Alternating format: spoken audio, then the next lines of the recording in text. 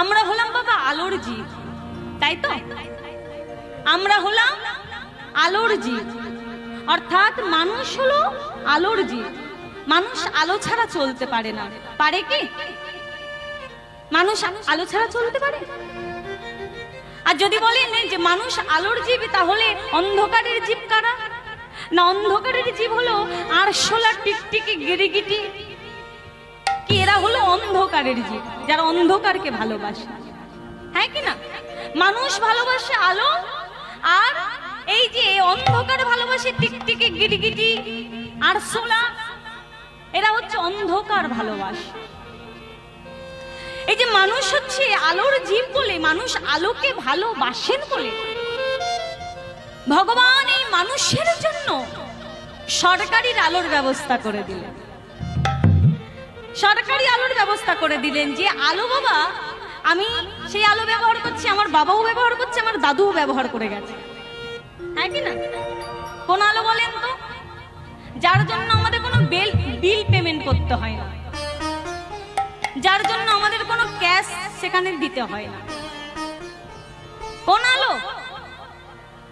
হ্যাঁ হ্যাঁ, একটা হলো ওই যে বাবা দিনের আকাশে ওঠে সূর্য, আর রাতের আকাশে ওঠে চাঁদ, তাই তো?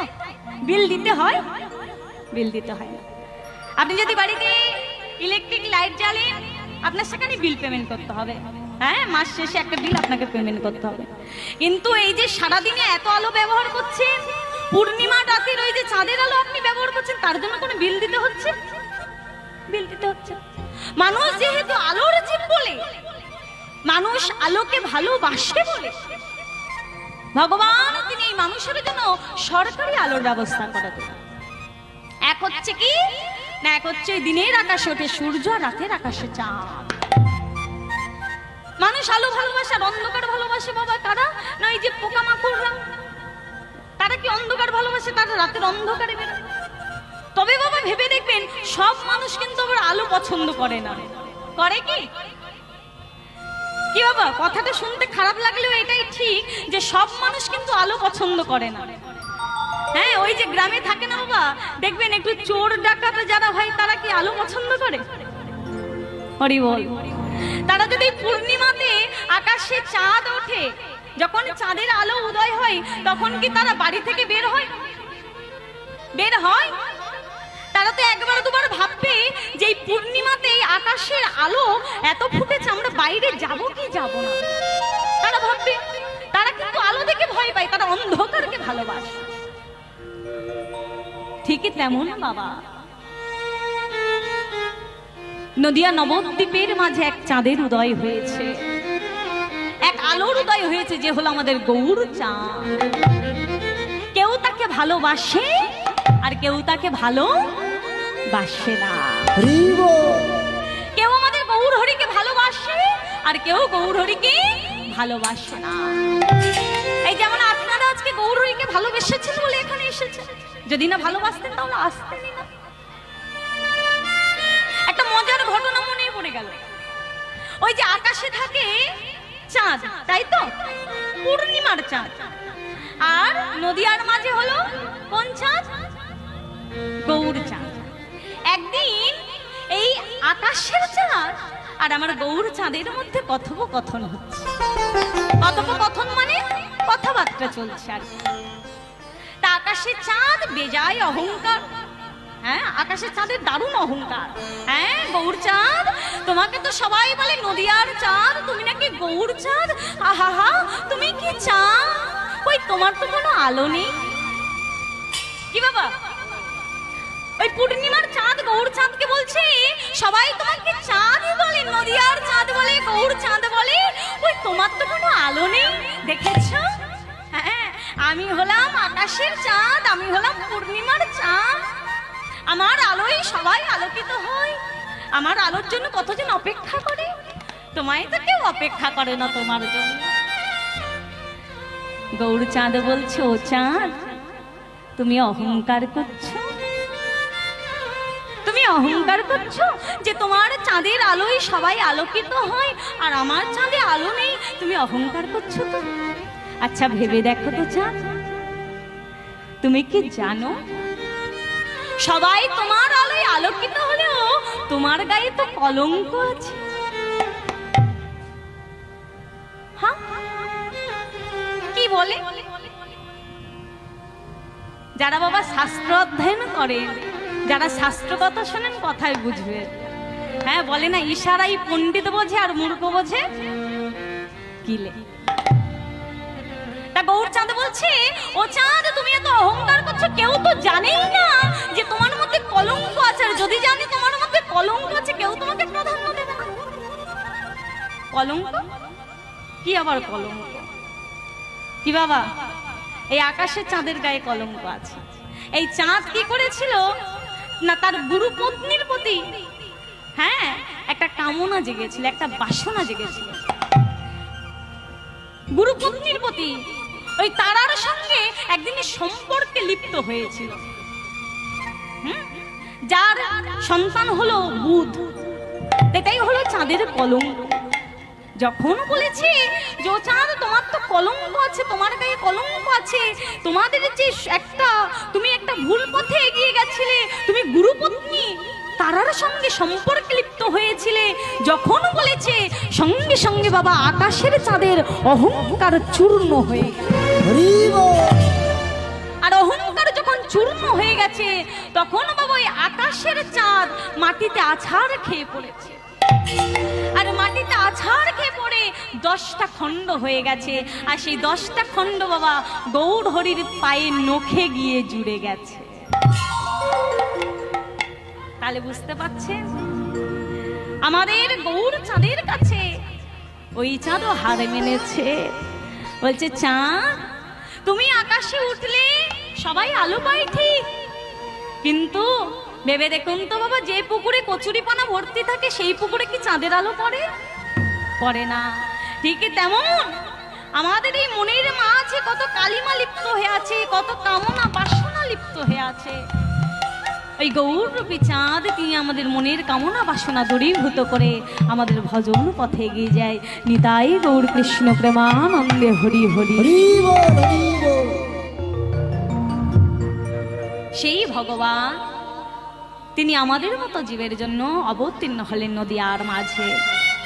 হ্যাঁ, আজ থেকে প্রায় 540 বৎসর পূর্বে নদিয়া নবদ্বীপের মাঝে নদিয়ার ভাগ্যাকাশে অবতীর্ণ হলেন। মহাজন বলছেন দেখুন, আজকের আপনারা বাবা এখানে এসেছেন হরিকথা আস্বাদন করতে, আর আমার গৌর হরি বারবার কেন অবতীর্ণ হন জানেন? 3টি কারণের জন্য। পরিত্রাণে সাধুনাং বিনাশায় চ দুষ্কৃতাম ধর্ম সংস্থাপনার্থায় সম্ভাবামি যুগে যুগে। পরিত্রাণে সাধুনাং অর্থাৎ সাধুদেরকে রক্ষা করার জন্য, বিনাশায় চ দুষ্কৃতাম দুষ্টদের দমন করার জন্য, ধর্ম সংস্থাপনার্থায় ধর্মকে স্থাপন করার জন্য সম্ভাবামি যুগে যুগে। তিনি যুগে যুগে অবতীর্ণ হন। আজও তিনি অবতীর্ণ হয়েছেন নদিয়া নবদ্বীপের মাঝে, আমাদের বাংলার মাটিতে, আমাদের এই ভারতবর্ষের মাটিতে। তাই বাবা সেই দেশে যে কি আনন্দ, হ্যাঁ গৌর দেশে এই যে এই মুহূর্তে যে আনন্দ চলছে না, বলি হারি যায় সে আনন্দে। আজকে আমাদের মাঝে সে আনন্দের বন্যা একটু বয়ে যাক। আজকের এই দিনে যে আপনারা এত সুন্দরভাবে যে একটা অনুষ্ঠান আয়োজন করেছেন, আপনাদের যে সেই চেতনা বিকাশ ঘটেছে, যে আজকের দিনে এই যে স্বাধীনতা দিবস, তাই তো আজকে এই দিনে আপনাদের মনোভাব হলো যে একটা নাম সংকীর্তন করায়। একটা নাম সংকীর্তন করালে যে নাম সংকীর্তনের মাধ্যমে যে কৃষ্ণ নামের দ্বারা, যে হরি নামের দ্বারা মানুষের মধ্যে ভালোবাসা, মানুষের মধ্যে প্রেম, ঐক্য একেবারে বজায় থাকে। তো আজকে এই যে স্বাধীনতা দিবস, এটা শুধু বাবা একটা দিন নয় যে স্বাধীন দিন, তা কিন্তু নয়। এটা আমাদের গর্ব, এটা আমাদের ভালোবাসার একটা দিন, যে মানুষের মধ্যে হিংসা বিভেদ সব দূরে গিয়ে সবাই ঐক্যবদ্ধভাবে দলবদ্ধভাবে যে সুন্দর আমাদের এই সোনার বাংলা, এই যে ভারতবর্ষের মাটি স্বাধীন হয়েছিল বাবা, আজকের সেই যে ৮০তম এই স্বাধীনতা দিবস, আপনাদের গ্রামের পরিবেশটা সত্যি আমি দেখলাম। সেই পরিবেশে দাঁড়িয়ে যে এত সুন্দরভাবে নামযজ্ঞের অনুষ্ঠান, আপনাদের সেই চেতনা হয়েছে যে একটা কীর্তন করাবো।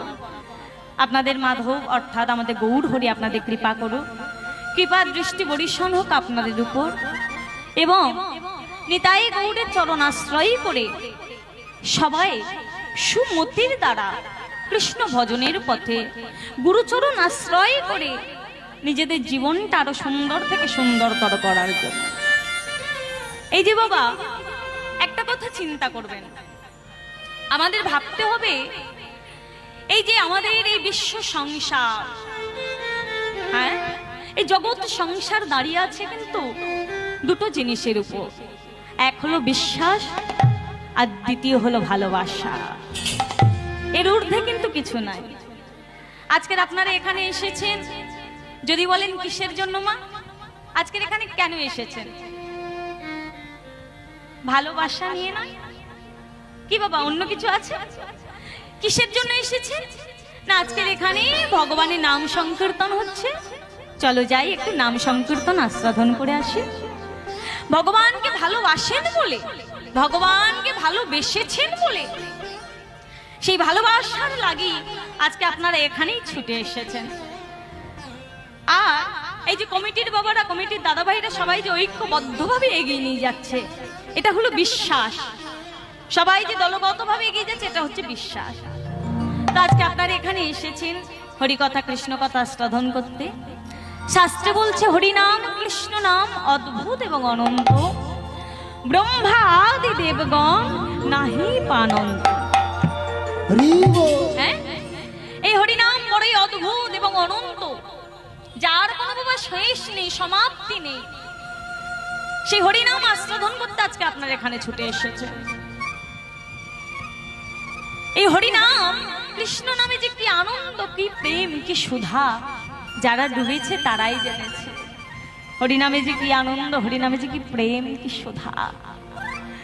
মহাজন বলছেন যে দেখো দেখো, ও হে কলির জীব, ও হে কলির মূঢ় জ্ঞান অন্ধ কলির জীব, আমাদের জন্য আমাদের চৈতন্য মহাপ্রভু তিনি একটা কথা বলে গেছেন, হরির নাম হরির নাম হরির নাম এব কেবলম কলৌ নাস্তি পহ নাস্তি পহ নাস্তি পহ গতিরন। হরিনাম করো, হরিনাম করো ভাই, আর সব মিছে, পলাইবার পথ নাই, জম আছে পিছে। হরিনাম ছাড়া কলির জীবের অন্য কোনো উপায় নাই। একবার কৃষ্ণ নামে জীবের যত পাপ হরে, জীবের স্বার্থ নাই, জীবে তত পাপ করে।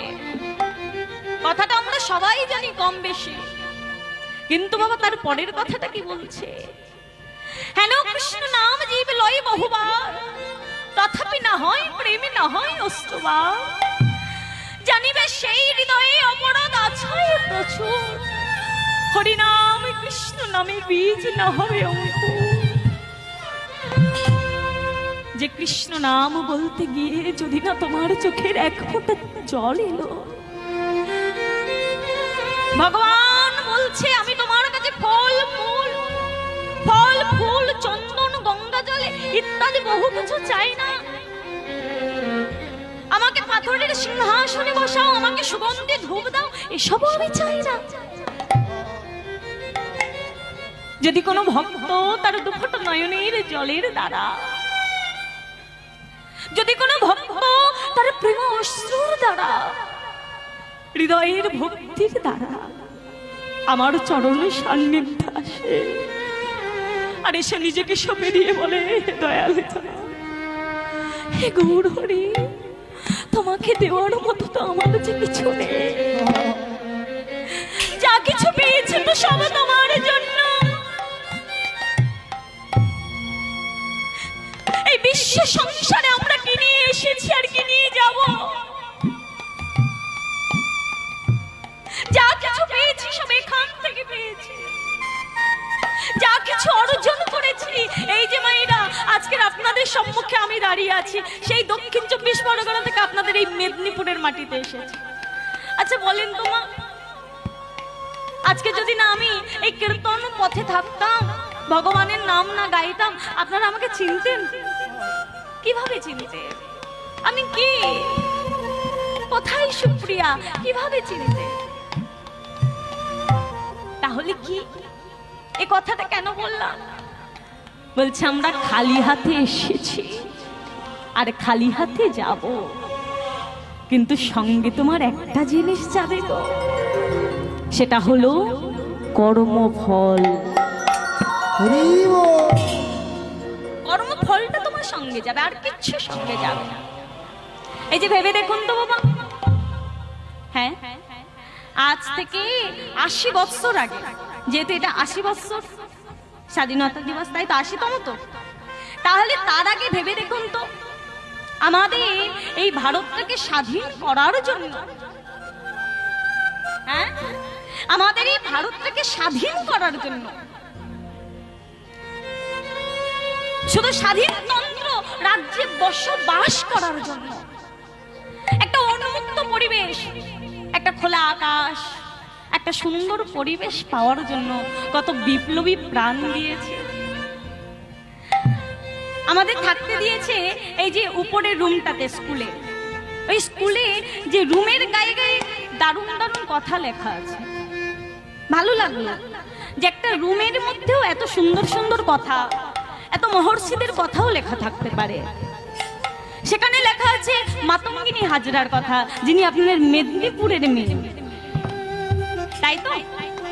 এই যে মাতঙ্গিনী হাজরা, তিনি আপনাদের মেদিনীপুরের মহিলা, মেদিনীপুরের মেয়ে, আপনাদের নিজেদের মেয়ে। তিনি দেশের জন্য প্রাণ দিয়ে গেছেন, প্রাণ দিয়ে গেছেন বাবা। যে ক্ষুদিরাম বসু বিপ্লবী, তিনিও প্রাণ দিয়েছে। হ্যাঁ, ওই যে একবার বিদায় দে মা, ঘুরে আসি, হাসি হাসি করব ফাঁসি, দেখবে জগৎবাসী।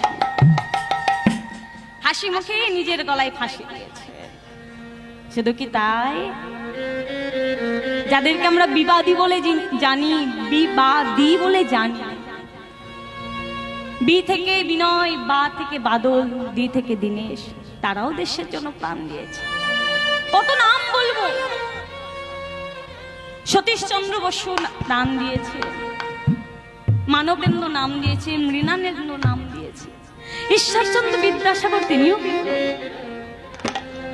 তাহলে ভেবে দেখুন, আজকের আপনাদের সেই মেদিনীপুরের কত বিপ্লবী, তাহারা এই দেশের জন্য প্রাণ দিয়ে গেছে।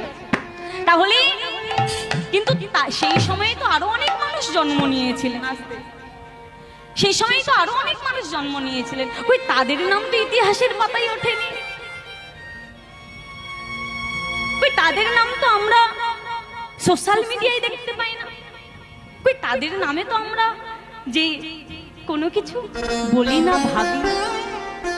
কিন্তু ভেবে দেখুন, যারা দেশের জন্য কিছু করে গেছে, যারা আমাদের জন্য কিছু করে গেছে, যারা জগতের জন্য কিছু করে গেছে, যারা মানুষের জন্য কিছু করে গেছে, আমরা তাদের কথাটা মনে রাখি। কিন্তু মায়েরা, যদি কোনো মানুষ খারাপ কাজ করে, তার কথা কিন্তু মনে রাখি না, রাখি কি? তাই বলে শূন্য হাতে এসেছি আর শূন্য হাতে যাব, কিন্তু কর্মফল, তুমি কি কর্ম করছো সেটাই তোমার সঙ্গে যাবে। কর্মটাকে সঠিক করো, সেই কর্মগুণে জগৎ তোমাকে চিনবে। কর্মটাকে সঠিক করো, সেই কর্মের গুণে সবাই তোমার প্রাধান্য দেবে।